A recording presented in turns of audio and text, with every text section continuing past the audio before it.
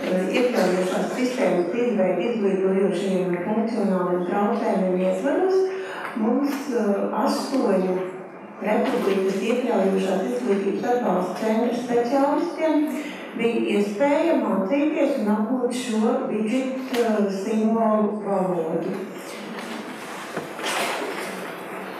Tātad simboli ir attēli, kurus izmanto, lai atbalstītu tekstu. Šie simboli netulko tekstu, bet viņi tiek izmantoti kā atbalsts teksta uztverē un izpratnē.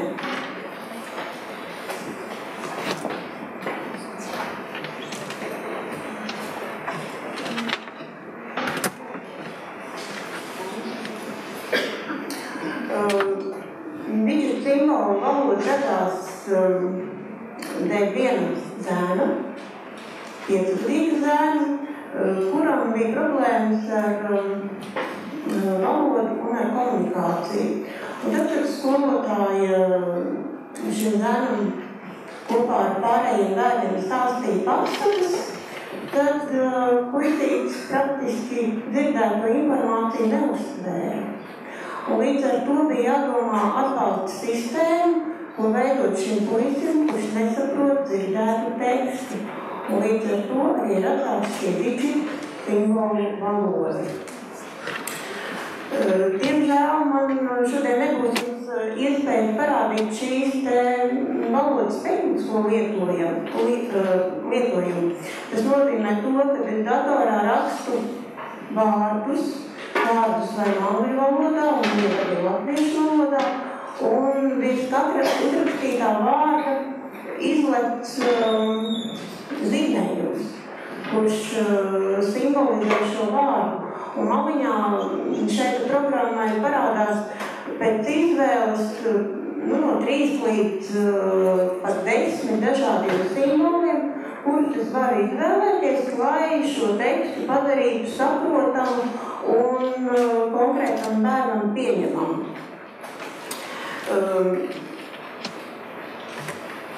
Tātad widget simbolu valoda ir aptver apmēram 11,000 simbolu, un tas nodrošina izskaidrojumu apmēram 40,000 vārdu vai frāžu.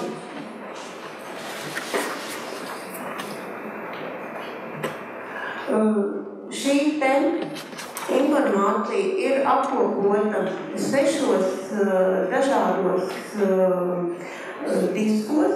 Katrā no šiem diskiem ir konkrēta programma, un mēs šobrīd 8 iekļaujošas izglītības atbalsta centros varam izmantot to programmu, kura ir oranžajā krāsā. Tātad otrā no labās puses. Nu pat kolēģe Antra Krauce atbrauc nesen mājās no pieredzes apmaiņas kopā ar widget speciālistiem un atveda jau nākošo programmu, kas ir zilā krāsā. Tātad tā ir vairāk apmācošā programma, vairāk izmantojama mācību procesam. Widget speciālisti darbojas līdz laikam, un pat jau ir arī izstrādāta widget programma, kuru var izmantot planšetdatoros. Instalējot planšetdatoros arī darbojas šī programma. Tātad vienkārši zīmēti, krāsaini simboli, katrs savā veidā simbolizē vienu jēdzienu, ļoti konkrēti, ļoti kodolīgi. Tātad šeit ir pārskats par dažādu simbolu lietošanu. Widget simboli tiek izmantoti, lai atbalstītu un atvieglotu informācijas apriti un komunikāciju visu vecumu cilvēkiem. Dažādās dzīves jomās, gan izglītībā, gan veselības aprūpē, gan dažādos sabiedriskos un publiskos pasākumos. Un pagājušajā gadā es ar ļoti lielu interesi skatījos vidus programmu angļu valodā, kur cilvēkiem ar ierobežotām komunikācijas spējām bija ļoti veiksmīgi un viņiem saprotamā līmenī atspoguļotas olimpiskās spēles, olimpisko spēļu rezultāti, dažādi sasniegumi sportā, tātad arī tādā dažādā praktiskā dzīves jomā. Vakar es iegāju šajā angļu programmā un paskatījos laika ziņas, kādas mums sagaida turpmākajām 2 nedēļām. Ja? Tātad šo programmu tie, kuri labi zina angļu valodu, var ļoti veiksmīgi arī izmantot komunikācijā ar bērniem, kuriem ir kaut kāda uztveres un komunikācijas traucējumi.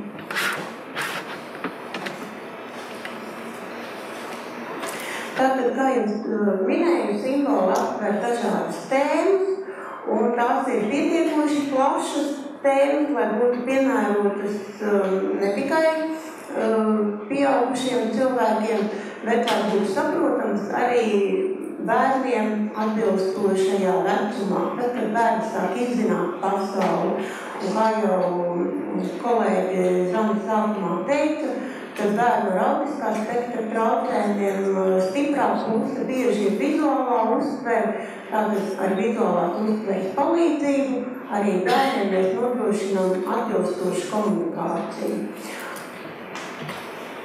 Ja es jums pateikšu tagad instrukciju, noliekt savu jakus pakaramā. Daži no jums sapratīs, daži meklēs, kur tad ir tas pakaramais.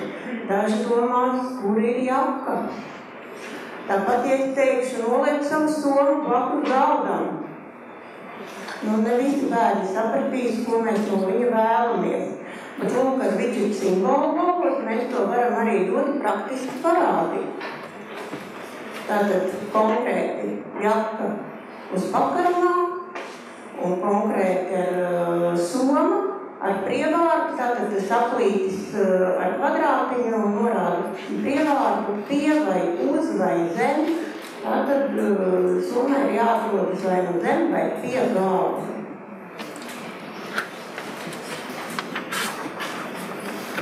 Tātad es jau minēju, ka widget simboli netulko tekstu, bet tie dod norādi par vārdu nozīmi un par konkrētā vārda nozīmi.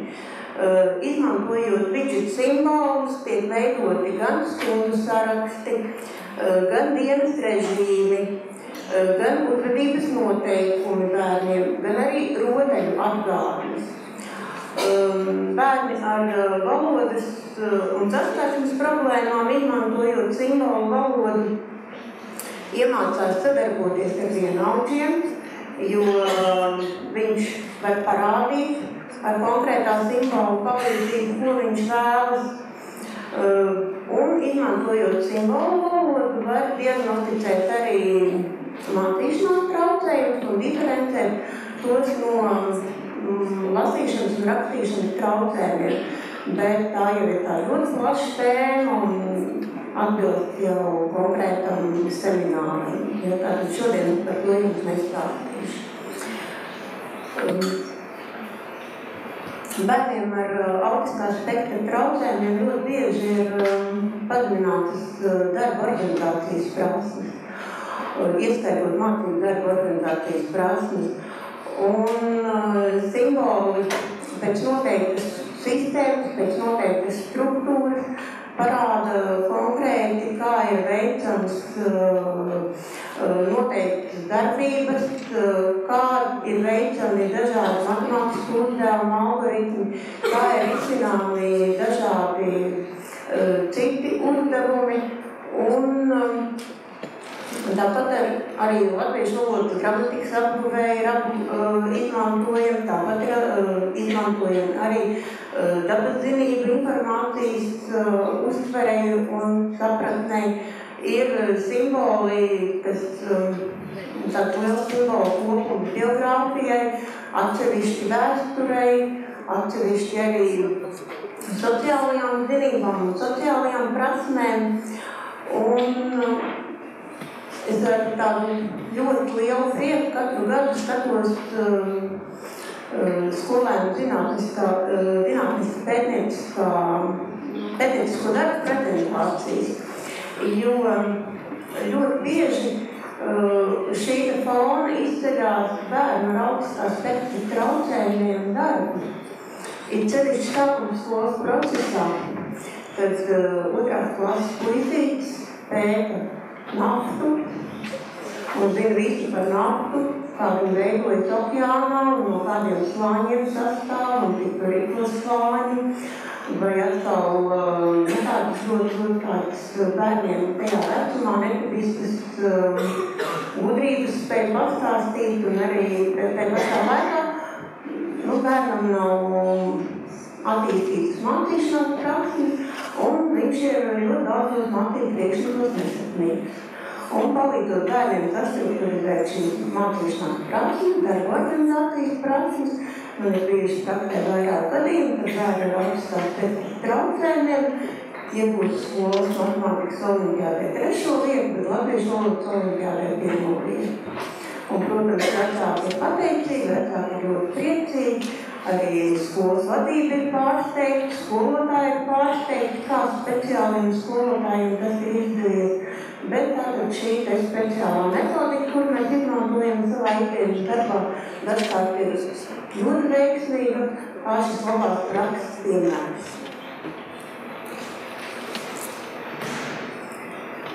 Tātad kādi ir Widget simbolu valodas pozitīvie rezultāti?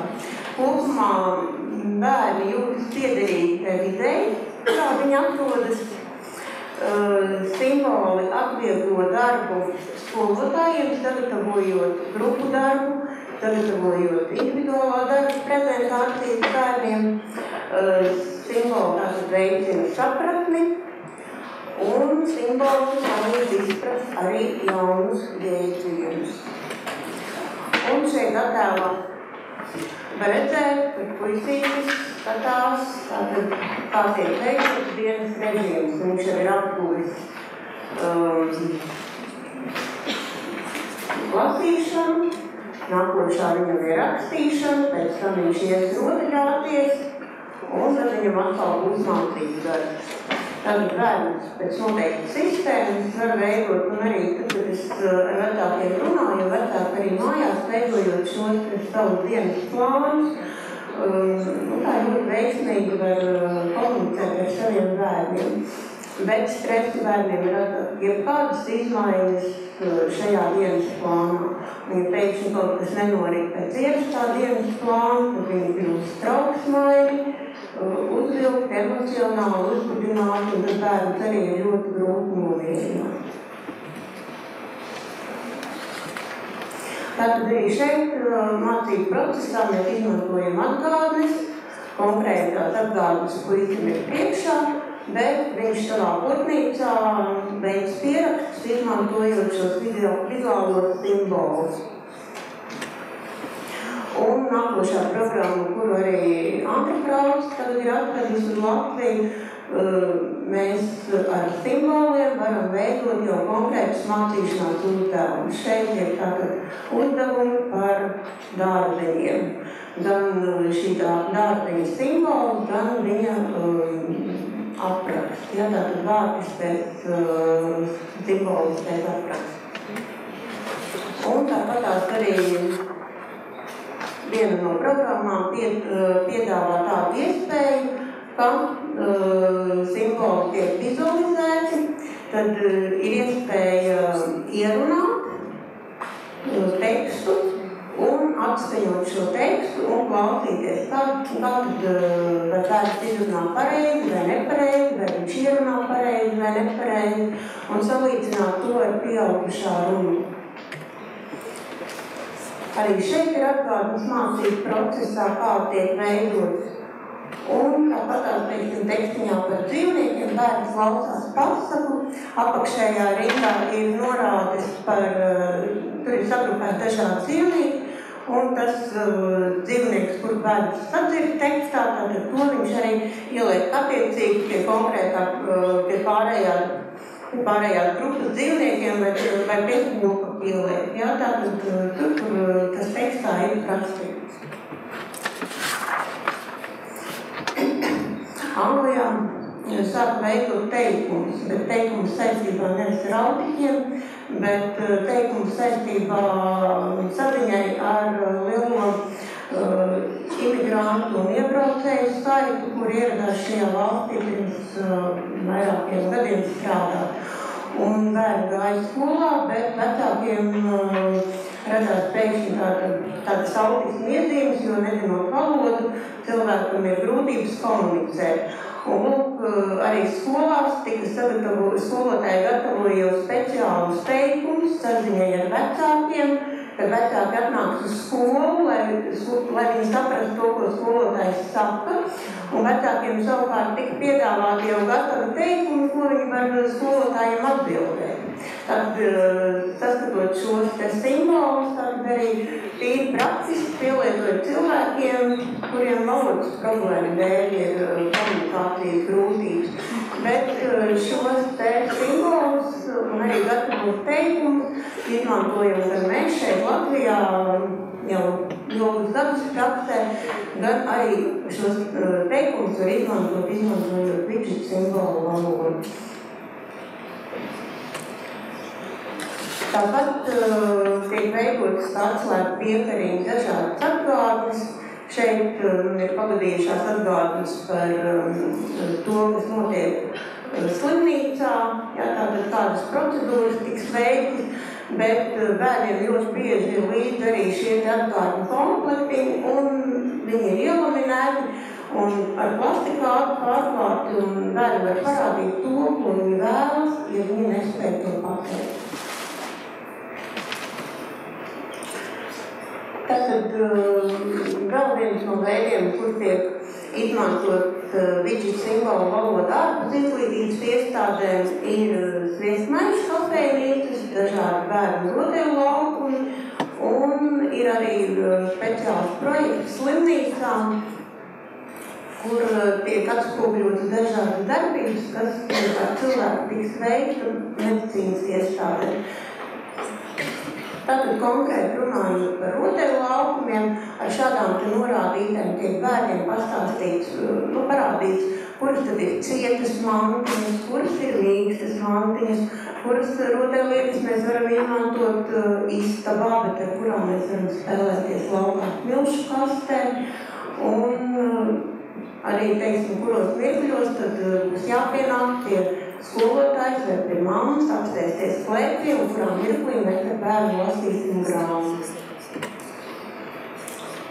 Tāpat tās arī tie, kuri bieži brauc uz Londonu, ir redzējuši šos sviestmaiņu veikalus, kad ieejot sviestmaiņu veikalā, mēs varam ar pirksti papakstīt un parādīt, kādu maizi tad mēs ēdīsim un kuru tās maizes mums likt virsū. Jā, sākotnēji šī bija programma veidota, cilvēkiem ir autiskās spektra traucējumiem, bet viņa tādu samērā lielu popularitāti ir iegūst arī vispār tādā plašā sabiedriskā pielietojumā.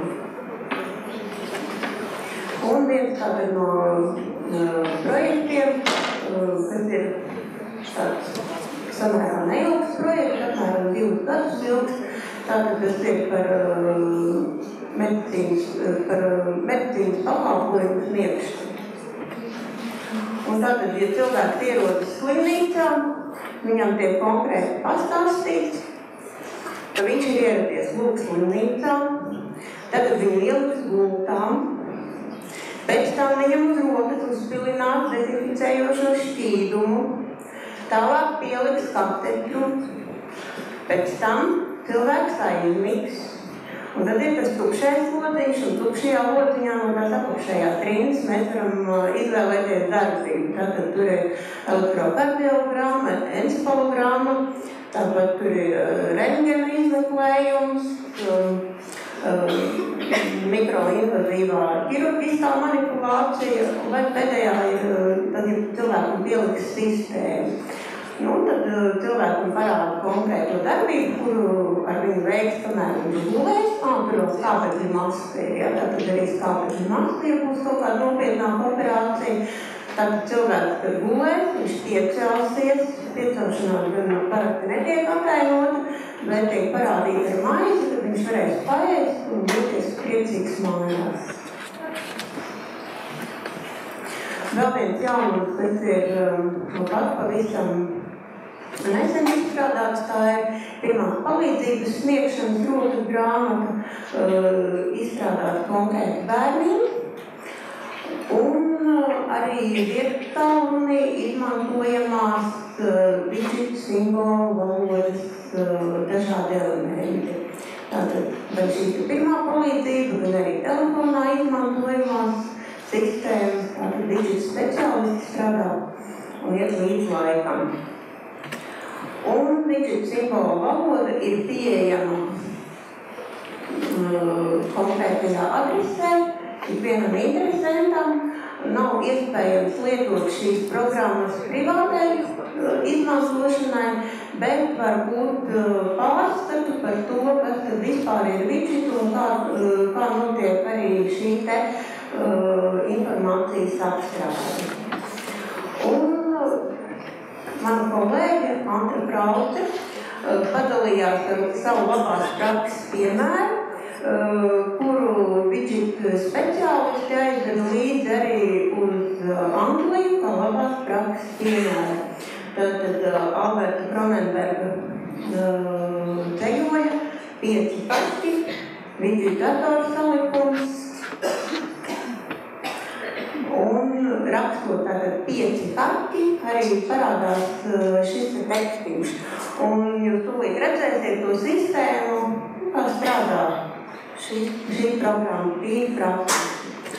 Tātad 5 fakti sadomāja, putru vārīt vakarā.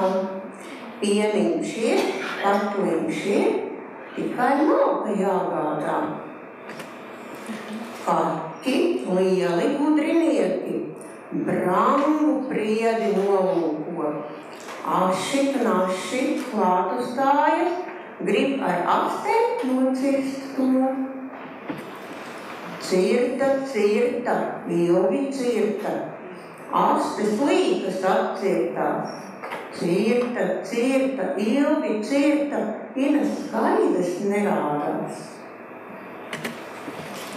Visi kaķi mežinieki mājās brauc raudādami. Nava, nava, nava, nava, nav malciņas iepuram.